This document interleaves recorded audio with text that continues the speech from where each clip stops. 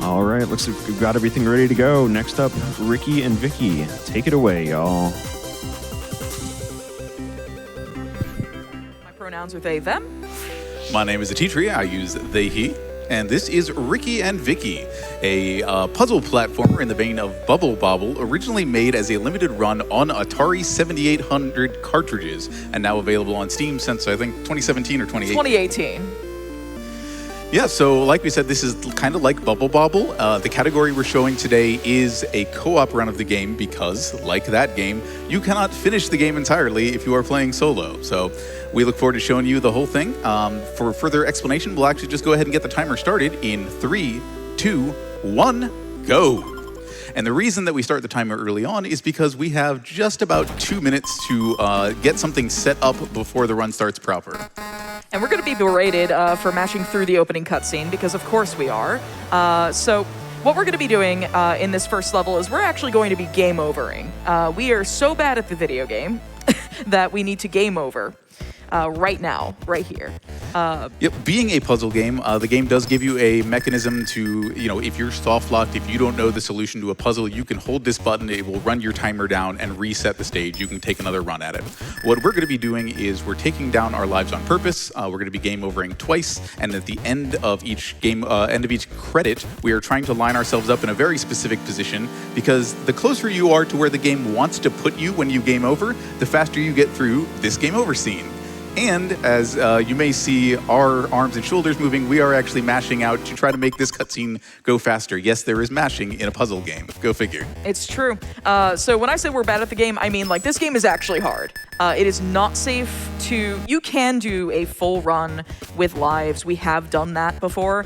But this game can go very wrong very easily. And dying when you're in lives mode and game overing will bring you back to the beginning of the world that you had game overed in, which loses tons and tons and tons of time. So our estimate actually accounts for using what we're about to unlock now, which is direct deposit. We're going to be meeting a denizen of Miseryland. Yeah, we haven't talked about the story at all yet. We have not yet. We're about to meet a denizen of Miseryland. This is Dut. He's round, he's rotund, he's delightful. And he's actually going to be offering us a deal. So because we game over twice, he's going to offer, in exchange for our arcade points, he'll give us infinite lives. And that's exactly what we're going to do. And that's just for marathon safety and to make sure that we don't lose a ton of time from game overing in a world. So, the story of this game, or rather the way this game works, is we have keys in every stage that we have to collect. The number varies from stage to stage. This was 4, the next level is 3, and so on and so forth. And when we collect all the keys on a screen, we'll be able to progress to the next level of the cavern that we're in. Now, there are a number of caverns throughout this game. They all have 10 levels. This is Rock Cavern. It's the first cavern. Nice, get your feet wet, quite literally. You're right. We hadn't talked about it, but the main mechanic in this, outside of learning your basic platforming, is the water. And water, of course, pushes against you at roughly the same rate at which you move. If you were looking at Rikki, which is me playing the green fox, typically using the left side of stages. But if you are moving against the flow of water while you are standing in it, you will be held perfectly straight. So there are some cases where we do that to line up jumps, and the rest of the time we just have to navigate that to make sure we're still platforming accurately. And we're also just did successfully at the end there. The first time didn't work, but that's okay. The overall conclusion to the level accounts for that happening. They were trying to do what's called a coyote jump. If you are familiar with platformers, the likes of Celeste, you will know what a coyote jump is. If you watched a lot of Saturday morning cartoons, you will probably also intuitively know what a coyote jump is. It's the idea that you have 1 to 2 seconds, or really in this game it's more like a half a second, after you leave a platform before you actually start falling. So you can make a valid jump after walking off the edge of these box-shaped objects that we use for a myriad of purposes across this run, and we will be doing that more and more often as the run goes on. We've also just shown another advanced mechanic, the idea of a box hop, which is when I place that box up against the side of the screen, Amber jumped down onto it, or Vikki rather, and then as Vikki jumped off of it, they also grabbed the box, which is allowed them to jump and grab the box in the same motion. So the box came up with them as they jumped up away from it. All right, so we're moving into our first boss. This is Drillbat. There's 10 levels in every cavern. The 10th is the boss. And they have all the same kind of formula. They all have 3 HP. and they will be in a period of invulnerability while they do their attack pattern, like so. And they will, in their attack pattern at some point, generate a box for us to use. And when we generate this box, we can pick it up and use it to defeat the boss. So there is going to be a flashing lights warning at the end of every boss fight for those who are photosensitive. The screen will do a full screen flash. We'll get a little flashbang. What am I doing? Why did that work? That was, yeah, that has genuinely never happened before. Yeah, you ever try to do commentary while playing a relatively difficult puzzle platformer? Yes, once. Okay, so for better or worse, that was Drill Bat and that was Rock Cavern. Yeah, so between every cavern, we're going to be introduced to a score countdown where Dut takes all our points, and Dut will also be explaining the mechanics of the next cavern. Now, this is very important to pay attention to if you have never played this game before, because it gives you a hint as to what to do to progress throughout the next cavern. We already know how to go through all these stages, so we're just going to mash through these cutscenes to make the text go faster. Saves a little bit of time, but we're going to be going into Sand Cavern. And this, whenever we haven't played in a long time, because we are both very busy people, so coordinating co-op runs can be quite difficult. Sand Cavern's my D-Rust Achilles heel, and you'll see why immediately. So when I take a box off of the button here, the whole stage goes dark, and we have to use visual cues around the stage that stay lit, like the hieroglyphs in the background, our foxes, our boxes, the walls, everything, or not the walls, but like the keys, stuff like that, to be able to tell what we're doing and where we are in the stage. So as you can see, the walls completely disappear, and we have to know exactly where we're going and use some of the hieroglyphs to be able to line up our boxes. And Tree, if you don't mind explaining the beetles that we're being introduced to now. Yeah, absolutely. They are the first kind of character that can interact with boxes outside of the foxes. And we'll see a little bit more of what they can do in the future levels. But as you saw, I had to hand a box over to that beetle to get it down screen wrap around the bottom of the screen back to the top for Vikki to be able to use. Now we get a chance to talk about how they work, how they detect boxes, because Vikki is trying to keep a very tight cycle here. They have to immediately place the box on front of that face, get it to the opposite wall.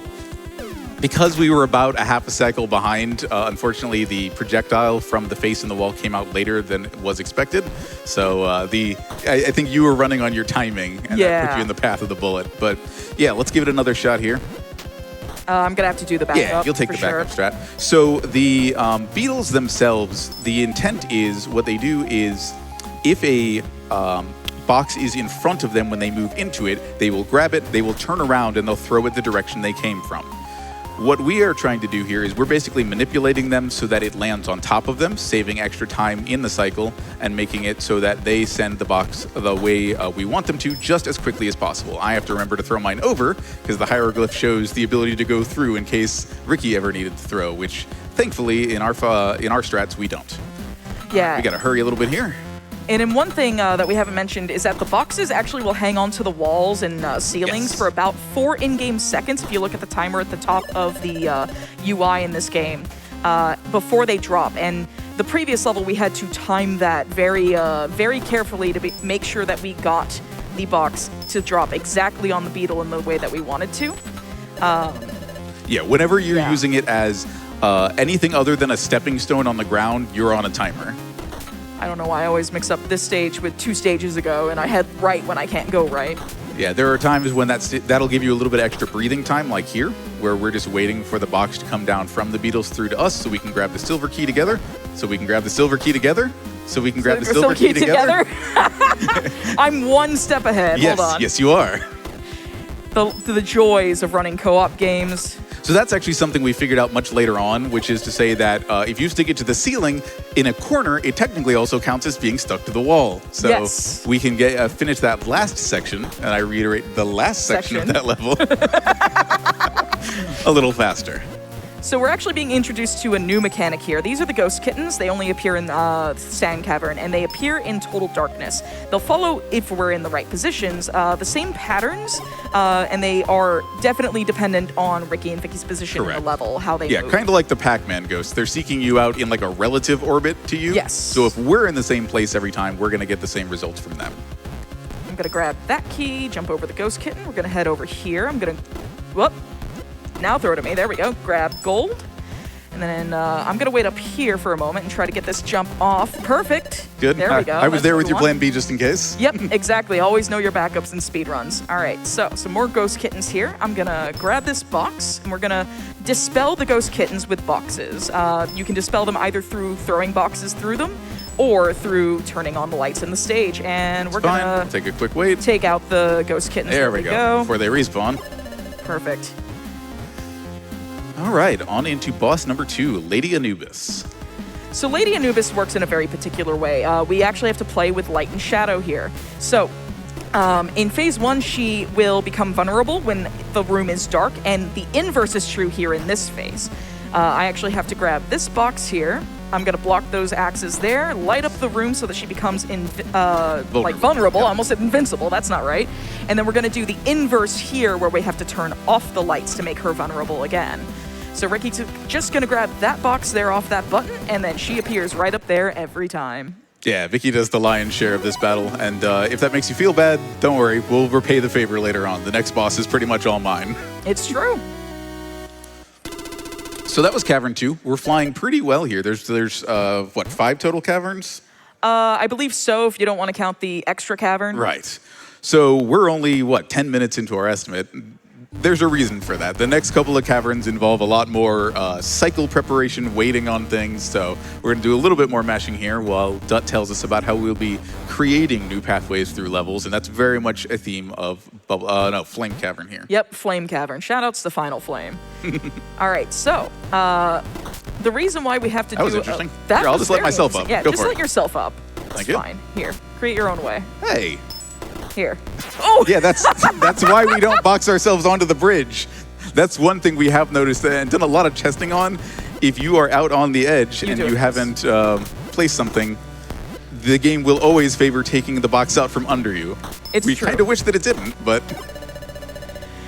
And also, normally, we had actually flipped roles in that first attempt there. Yeah, I just didn't get my jump up in that.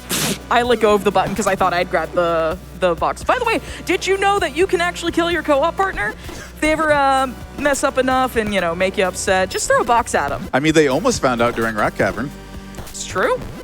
There we go. And another mechanic that we'll be seeing a lot more of later on, which is if you are out far enough over an overhang, which I'm apparently not, there we go, you can place a box 2 spaces out over lava or other hazardous terrain, and then if you have any momentum, you will run to that second tile. So we'll do a lot of gap clearing that way, both early and especially later on.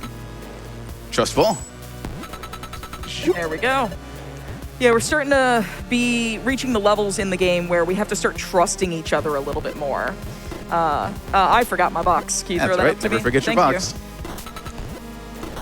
Never leave home without it. All right, we're going to grab that, have Rikki come down here and meet me, get on the box. I'm going to wait for that fireball to go. Thank you. Perfect. So another mechanic that you can do is you can actually build these boxes up. Now, if you let them go and fall naturally, they'll do the exact same thing. You'll get the same result. Right, on that 4-second counter like we mentioned previously. Yeah. So the idea of being able to ladder them on your own by tossing them onto a box that is already considered solid by virtue of being on a wall or ceiling is much, much faster. Oh, absolutely. There we go. That's another trust moment there where I have to trust that Tree knows what I'm doing and that I'm jumping from the right to the left to give them enough time to create a bridge underneath me with these gates. And we're actually, the whole theme of Flame Cavern here is creating your way forward. Shoutouts to Picky and anyone working service jobs. Oh. We appreciate you. Picky is the level 1 employee of Miseryland. He picks up boxes and he moves them around. That is his job. I picked them up and put them down. Exactly. Speaking of Picky, we actually have to utilize Picky. They're the star of this puzzle here. So I'm actually going to head down here, and Picky's going to throw this box down to me, and I'm going to create these bridges. And you might be like, well, Amber, why'd you do that? You've trapped yourself. Well, it's because we have to actually bring Picky over to here so that I can create my own way through. Picky then lets me down here, and now we have to hurry up and wait. Yeah, unfortunately, the box can't be thrown when it's in any way engaged with a wall, so we'll do a little bit of waiting, and we finish the stage. All right, so moving on to F7. Time to do some firefighting. It's true. So You know, one thing we haven't talked about at all is the fact that if you are running as a fox while carrying a heavy box, you gain a lot of additional momentum. And It's that true. becomes really important when you're doing stuff like firefighting, where when you place a box downwards, it arrests all your momentum and you stop. But if you're just moving with it, you could absolutely move forward into the fire and take a death that way. it's called lighting your PB on fire, quite literally. Something like that. All right, so F8 here. We're actually going to the game wants you to use Picky for this puzzle. It's true. That's slow.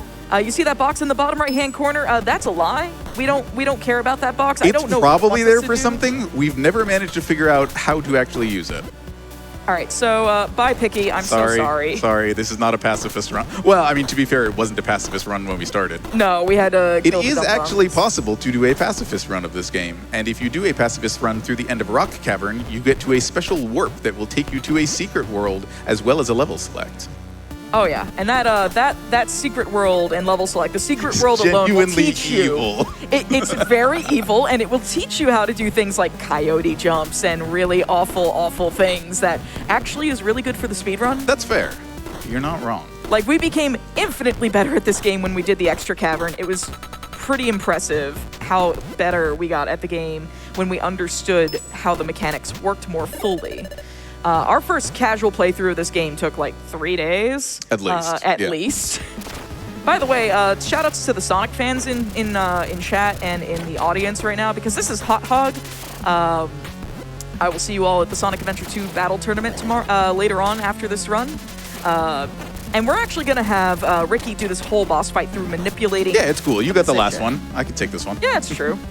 All right, so as long as Rikki hits, in phases 1 and 2, hits Hot Hog with a box before he fully bounces off the wall and goes fully right, he will actually continue to go over to Rikki's side for some reason or another. I'm not sure why, but Vicky's going to win this fight by doing absolutely nothing. It's perfect. Yep. So that's the marathon safe version of that, where basically after the first phase, after the first hit, we lure Hot Hog back up to the middle platform and I drop under him. It is technically possible to do that stage about 4 in-game seconds faster by staying on the bottom the entire time. It's just that after the first 3 flame jump that you saw me do, you have to do a 5 flame jump and then a 6 or 7 during the last phase, which is basically pixel perfect. All right, so we got a taste of some hurry up and waiting moments in this game a couple of levels ago in Flame Cavern. Would you like more of that?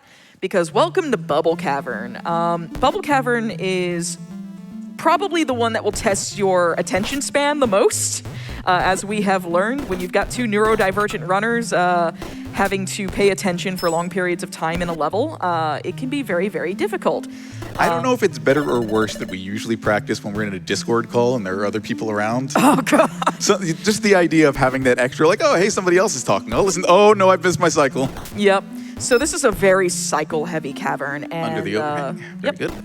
And we've got box bups here. Can you explain what they do, Tree? Oh, God. I'm going to have to wait. Yeah, no worries. I So can- box bups go in between kind of the middle section of the level, which is Rikki and Vikki are going to be separated virtually all the time during this world. And so the box bups will help us ferry boxes back and forth. They will take them as soon as they run across them, carry them across the middle section of the level, and spit them back out. And we're going to use that to solve a variety of puzzles. This one is not the longest single puzzle in the game, but it's the one that does not have any speed up strats, because the valuable thing is in the bottom left of your screen, which we get to by having the lower box bup toss the box down into that corner and having it wrap back around to create the platform up to the button. Yeah, if we were to just throw all of the boxes down to the bup early, they'll just build horizontally in that bottom corner. And then the bup will have to pick them up again before they can actually get to where they're going. Yeah, or they'll end up on my side of the screen again, which is completely counterintuitive. Speaking of which, I finally get to do something again. There we Hey, go. welcome back. Yeah, I'm back and I'm better than ever. And then I throw this box down and I wait. Yep. All right, so Tree has heard me say with what key, Tree, enough times in this stage to not mess it up anymore. So we're actually going to be building those boxes up to grab that first red key. and then throw the boxes back to the box bup to bring them over here. And the reason we're going to do that is we have to naturally let them fall to build their way up to this button to open the gates to the bottom 2 keys. Yeah, that laddering strat that happened in Flame Cavern, this is what happens if you are in a position where you're not able to use that. You wait for the boxes to fall naturally to create the platform you're looking for. Yes. All right, B4, we have some time for MLG. a little MLG, MLG box throwing. That is Amber's speciality. It's true. No matter what, I've not been able to get Tree to consistently. I was going to say, there's been some days where it's worked just fine. And I think some of it comes down to the fact that because we live a few hours away from each other, we're typically playing via Parsec, where the connection is stable, but the latency gets a little funny from day to day. Yeah. And something about it. You just have that strategy more down than I do. You're going to drop down. We're going to toss you into the corner, and you're going to get there before the box bump does. There are so many levels where the fastest solution basically involves putting yourself into imminent danger and then just finishing the level before that danger reaches you. So we're actually meeting the fiddler crabs. They are crabs with cool footwear, and they are very dangerous to our health if their claws or their bodies touch us, like most enemies in this game. Shoutouts to Claus on the couch for Jaxler's Soul Reaver run earlier today. It's true. So the way they work is that they will home in on either a fox or a box, whatever they see first. You get another cycle before we've lost any time. All right, now we're losing time. Okay, yeah. So the idea here is, and this is going to get more common across the rest of this Vikki, world, please. is we're going to get a box that's going to open a platform, and we're going to have to make a jump as it closes on us. You'll see me struggle with this in about 2 levels in all likelihood. So, oh yeah. Yeah. Like what I just dealt with was a taste. Normally That's in the it's wrong not. place. That is in the wrong place. What a coincidence! But that's in the right place, and you fixed it. Yeah. Oh yeah. Everything's okay. Yep. I'm still in the right position. I just have to wait a little. There we go. It is technically possible to do both grabbing that key and placing this box in the same motion. I have done it exactly once. All right. Welcome B8. to B8. Either the coolest looking or most frustrating level in the game. And that depends on whether you're out there or right here. It's true. So this is actually the big reason I don't play as Rikki at this time. I stick with Vikki, and it's also the reason why when we play on Parsec, I am the client, not the host. Because Rikki has to do this. We have no control over thank you, Box Bop. We have no control over these buttons at all. Oh my god, first try. That is genuinely extremely hard. Like, I would appreciate a round of applause just because Tree doesn't always get that first try. Thank you so much. Like, you have very little headroom to be able to do those jumps. You have to count 4 in-game seconds internally to be able to correctly time those jumps. It is genuinely the most difficult part of this game. Yeah, and if you let yourself get frustrated by missing a jump, because each of those is another lever that's operated by a switch, as soon as it's off the switch again, you're going to fall down the next level and be back where you started. Yes. So it is extremely easy to get tilted on that last section. I have watched it happen so many times. I have played the Rikki half of this game twice with other friends. And I would like to learn the Rikki side of the speedrun. I just haven't gotten around to it yet because we've been perfecting our current layout with what we do and like learning all the good strats and whatnot. By the way, welcome to Humbulb Squid. Verve, by the way, Tree. Thank you. And the reason I said the name of a dead streaming platform is because it's based on what Fox will trigger that slam attack first. In this case, it's Vikki, Rikki, Vikki, and then it'll be Rikki, Vikki, Rikki, and then, flip. So, the main mechanic of Humbulb is the fact that it's electric, and we have to cause its wires to cross to become vulnerable so that we can actually toss the box that we create at Humbulb's head, where the heart appears. So I'm actually going to bring myself over here to the right side of the stage while Rikki does the last hand slam. So we're going to dodge this spark, and then we have to create 2 halves of a box into one. And the reason we're on the right side of the screen every time is because it manipulates the box halves to meet exactly when and where we want to. Because one half targets Vikki, the other targets Rikki. So we're actually going to set that off. Rikki, you go next. Yeah, shoutouts to previous runners and world record holders Utu and Tokiji for this and a few other strats that we absolutely did not intuitively figure out on our own. Oh god, our casual of this boss was horrendous. We were Yeah. trying from opposite sides of the screen to get the box halves to meet, trying to get the wires to cross. Yep, and if one player goes too early, then the two different hands of Humboldt Squid will just go off in different directions, at which point you have to figure out how to meet each other and then not get smacked by the hands. Yeah, it's rough. Like, the casual of this is, it's certainly a time I think we had to take a break on that boss and like, all right, we're gonna sleep on this boss and come back later. Yeah, we strongly recommend anyone giving this game a try casually. The one thing that I would encourage you to take from the speedrun is that boss right there. Oh yeah, absolutely, abso-hecking-lutely. And actually, if you're interested in trying this game but you don't have any friends, there's an entirely different set of levels and bosses It's true. that you cannot see by playing co-op. You don't get the true ending, but you do get an entirely different campaign that is Does worth each fox get a experiencing. different campaign? Or is No. it just, okay, it's for solo. Yeah, it is just solo versus co-op. So we're in Metal Cavern. Yeah, it's neat. It's genuinely very mechanically different bosses because everything. Place that down, please. Because everything has to be structured around. Hey, you only have one fox who can carry a box. You know, the level needs to convey boxes for you more than your other fox. Yeah, there are entire mechanics that you don't get to see in co-op because you have two foxes that you Remember get to in use the single shield? player. Yep. Okay, I thought I had completely beefed it there. You're good. All right, we got to get back down. But then, you know, again, your friend playing with you doesn't have to be local. This game also supports remote play together and parsec. Yes. Okay. So we haven't explained anything about Metal Cavern, but let's get started here. All right, we're gonna go backwards apparently. Okay, good stuff. It's fine. I'm glad you got that jump, and that should. This level is basically like the assembly line. We're gonna keep hard at work doing things this way. I'm gonna place this when this box is mostly down. So this level works, or this world works on switches. You want things to pass through switches and then have the switches come back down. One more jump, please. Oh, that very was slightly early. That's okay. All right, I'm gonna. Yeah, we'll just reset. Yep, we're gonna reset that. This is one of the other really difficult levels to do very smoothly. Not hard to do in concept, just more difficult to get fast. That wasn't too bad. We only had one major mistake there at the end. Yeah, and if, like an enemy, if a box is in the way of a switch as it closes, that box will be crushed. One more time, please. Sorry. Yeah, so this level is very much down to a science. I'm going to pass the box to Amber on the leftmost, rightmost for me, leftmost for them, pipe every time. They're going to grab it from there and take it to where it needs to go, left to right.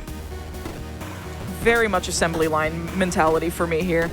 There we go, and then I have to wait for this box to drop down because we're actually going to build up to the switch in the center to unlock the gate in the bottom right. The reason I'm not standing right next to the gate is you see that that teal thing there? That's a death laser.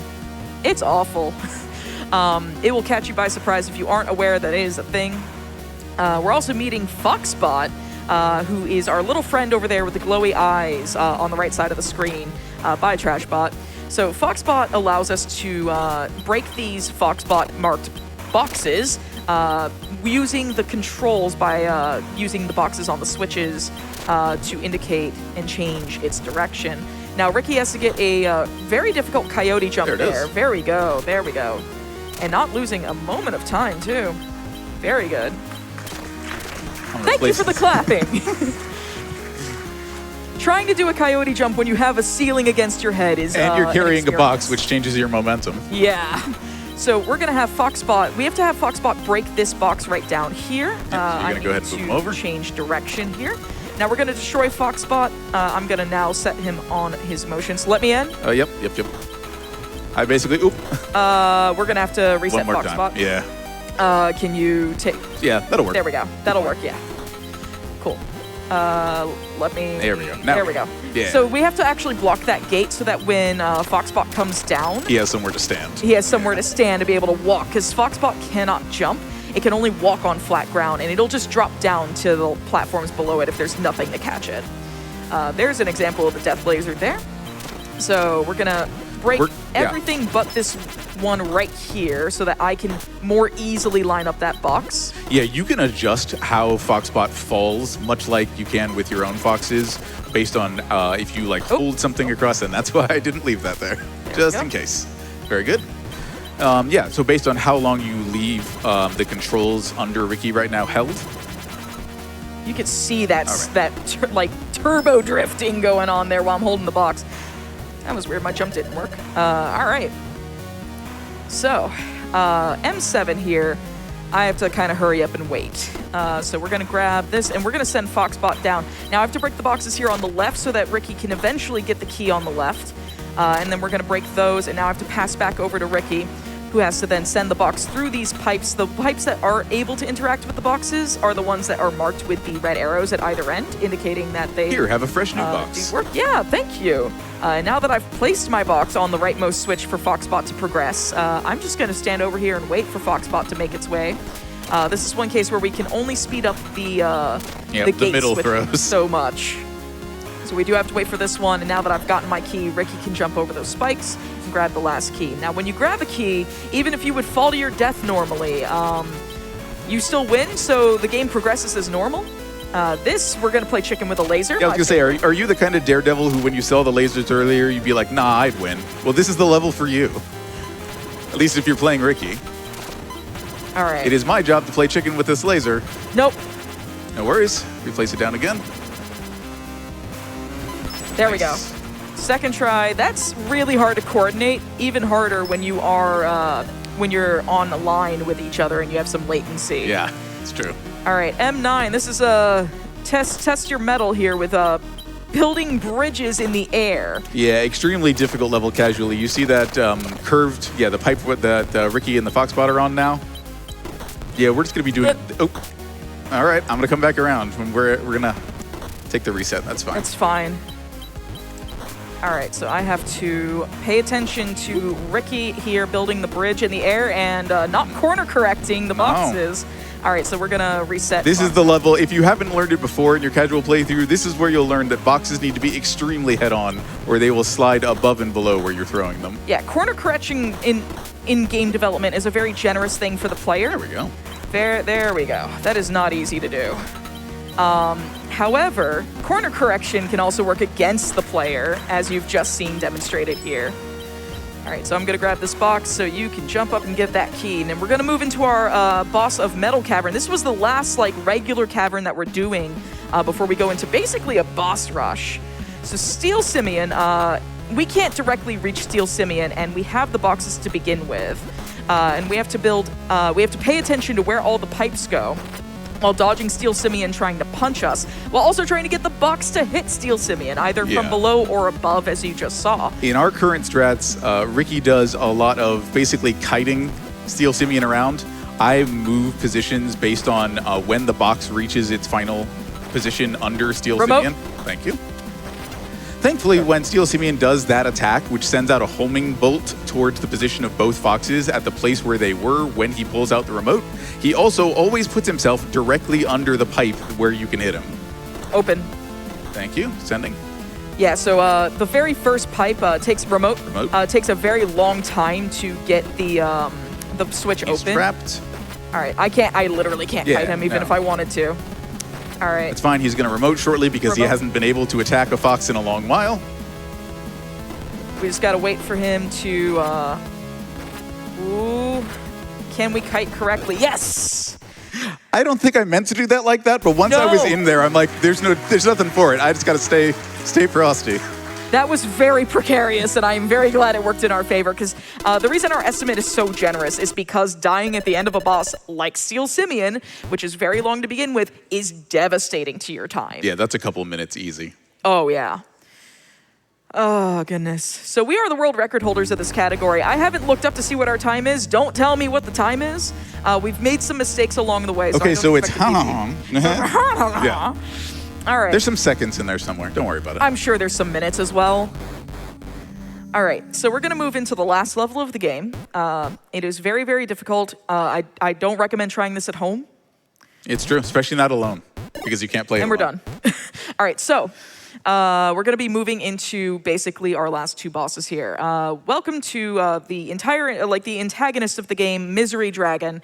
He created this whole underground amusement park in the center of the earth that we just went through because he kidnapped our kids.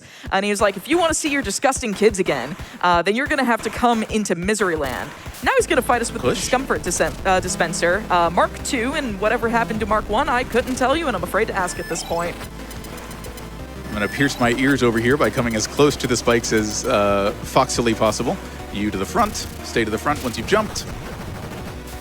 And I mention all of that because we have to get that box over the discomfort dispenser absolutely as quickly as possible to try to get a fast cycle, which lets us suction, which lets us avoid several additional attacks that we would otherwise have to endure before we get more bombs and box-shaped objects.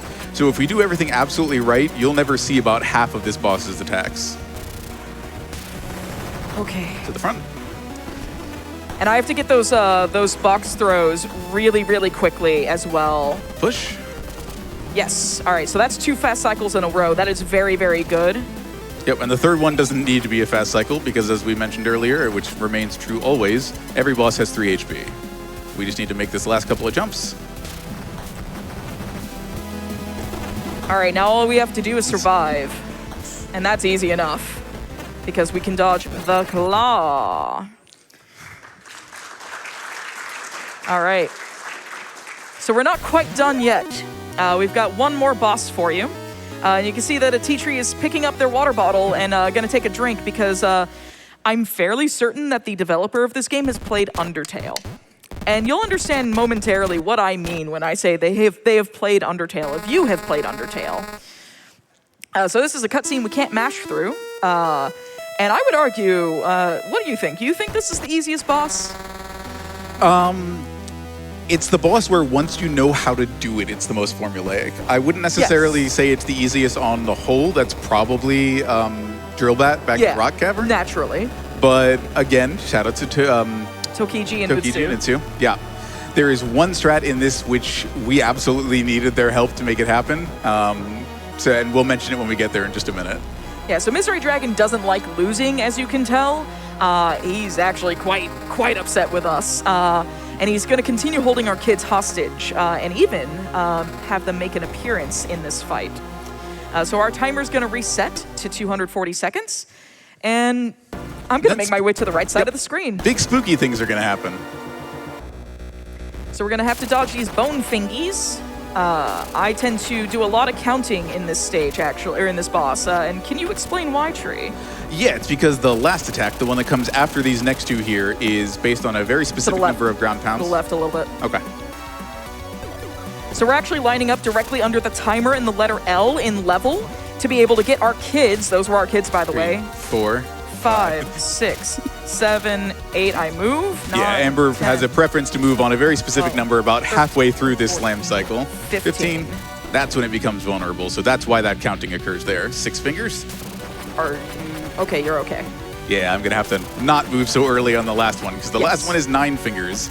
And if you're too far over, that's going to go all the way across the screen into your partner. Yep, so as I was mentioning before I had to start counting, the kids will actually collide and create the boxes if we line up exactly here. This extremely consistent strat is the one that we would never have figured out on our own in all likelihood. 4, 5, 6, 7, 8, 9, 10, 11, 12, 13, 14, 15. So on the 15th slam, where he slams both hands down, that is when he becomes vulnerable and shows his true self. Time is going to come up once we land this last hit, assuming no issues with inputs. Correct. All right, we're going to line up here. Sam and Marie, hello. We're going to save you now. Yeah, those are our kids after the Misery Dragon did weird things to them. 1, 2, 3, 4, 5, 6, 7, 8, 9, 10, 11, 12, 13, 14, 15, and time. That, oh my God. Congratulations on the live world record, Amber. That is a brand new world record. Sub 38. Yeah, the first sub 38. That's incredible. For context for folks at home who may not be familiar with this run, when we picked up this category, the only other runners were Utsu and Tokiji, and they had I think, what was it, a 53 something? 52 and change, I think. 52 and change. We have lowered the time significantly. Yeah, to 50, to 48, to I think 45. To 41, to 38. The current record on the board is low 40, we got a recorded but not yet uploaded 38. 38 and change. Yeah, like but before we yeah, came here. and now we've got a good video for this one. Yeah. So, thank you so much to the PAX Speedrun stage for having us for this. Shoutouts? Yeah, we look forward to bringing it lower. But yes, absolutely. Shoutouts to the logo here on both of our t-shirts. This is an events group that we're both part of called Fast Paced Events. I'm the head organizer of that. We do speedrun events and gaming events where online, where we support charities like Take This, go to the AFK room if you need a quiet place, by the way, and Global Action for Trans Equality, because trans rights are human rights. If you like more of what we do here, my name is Amber Cyprin. My pronouns are they, them. You can find me hosting here on GamesDoneQuick's Twitch channel every other Friday for Passion Project as part of the GDQ hotfix. And if you like what T-Tree does... Yeah, as of relatively recently, I also became a GDQ hotfix showrunner. Every other Wednesday at 7 p.m., check out Out of the Box, runs like this one that you can just pick up and play. If you can watch the run, you can run it too. Shoutouts also to the likes of Preventathon, RPG Limit Break, and too many other organizations to name that I've also had the absolute honor and privilege to volunteer with and raise money for great causes over the years.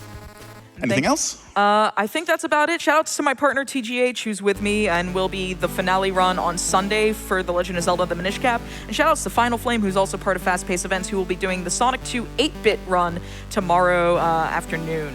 And thank you all of you in the audience, for being here to watch the run and hang out at the speedrun stage.